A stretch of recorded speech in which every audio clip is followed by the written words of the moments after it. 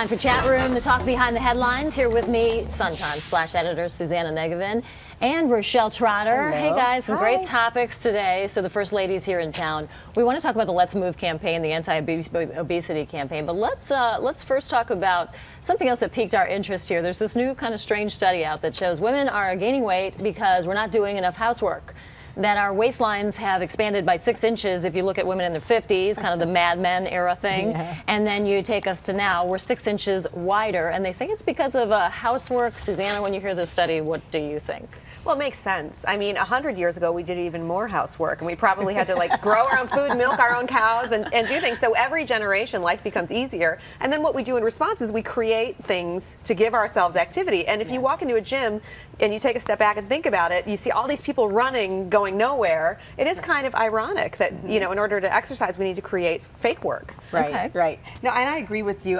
Back in the 50s, they didn't really have the use of automobiles. I think about my life right now as a wife, as a mother, as a professional. If I had to walk or cycle everywhere right now to get things done, which is the way they did it in the 50s, yeah, then I could maintain my figure that way, but I can't. I do need the use of a vehicle in order to keep myself on schedule. So it's about lifestyle shifts as well. But my point is, what's wrong with the little curves? You know, guys want somebody with a little junk in their trunk. I know my husband certainly does.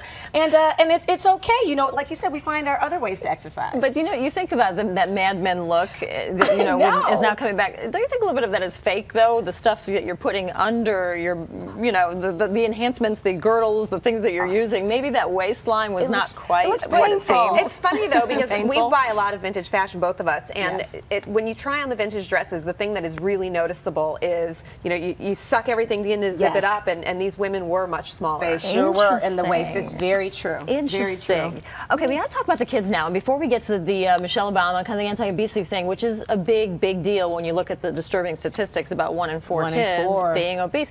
But then there's this other thing that came out that in Massachusetts right now, and I got to hear what you have to say about this. They are sending letters home to parents saying your BMI, the body mass index, is too high for your child. So in other words, your child is fat.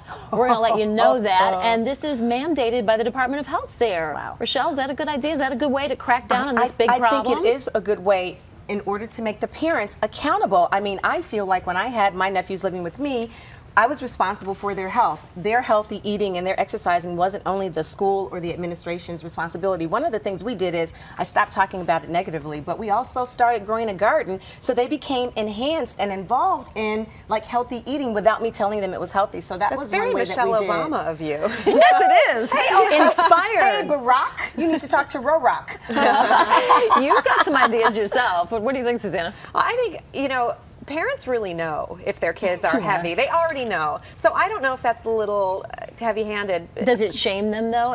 Does that help? Like to say, hey, half of a kid's awake time is spent in school. So really, 50% of the time, the school has control over the type of food they serve in the cafeteria, the amount of physical activity they program into these kids' lives.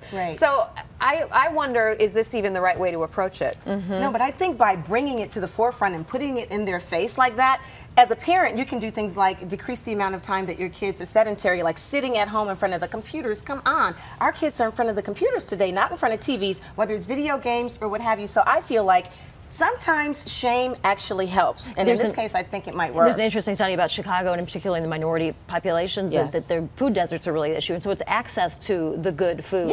You don't have fresh foods and vegetables available to children. Can I just really keep it real? When I go back on the west side where I grew up, and I talk to people over there about eating healthy, the moms will tell me it's cheaper for me to go to the store and give my kid a bag of chips and a soda than it is to buy them a bunch of grapes. Well, it is. You know, and it is. And so that's a sad statement to where we are economically in terms of being able to provide access that's a reasonable cost for people in, you know, minority areas. We want to go into, Joni Lum is at McCormick Place, and she was talking to some parents. Joni, I know they were weighing in on some of these issues we're talking about. What did you hear? Well, I did put this question out to some Chicago parents of school kids, and while it might be a wake-up call for some people, I've got these responses. One parent saying, well, I would feel it's not the school's place to tell me this, it's between the doctor and me. And then I have another parent saying, I don't feel like it's their place to do that. It's unfortunate that some people don't feed their kids properly or have them get exercise, but the schools are not the food or fat police. I'm already tired of them telling me what to put or not put into my kids' lunch. The other thing about schools, especially in Chicago, is the budget.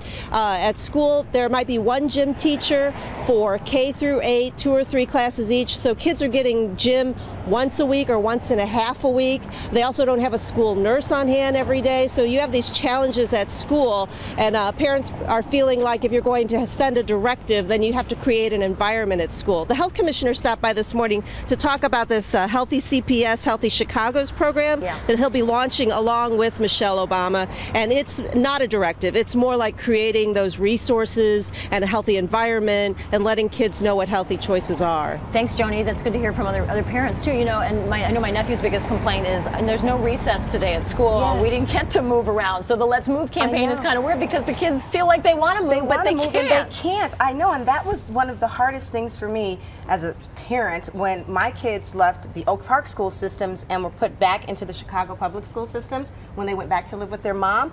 My nephew, who I know knows very well how to eat healthily, gained weight like that. And when I would say, "What's going on, Mikey?" he said, "TT, I don't get to play as much at school as I used to," meaning the recess. So it's sort of like we're talking out of... You can't always blame the parents. You can't always blame the parents. To your point, they're 50% of their time in school, so we need to give them an opportunity to move, right? All right, we want to go to the break, you guys, but we have this video. We want to talk about bullying as well and some other issues going on within schools that may even be sort of related, but we're going to come right back with more of Chat Room, so stay with us.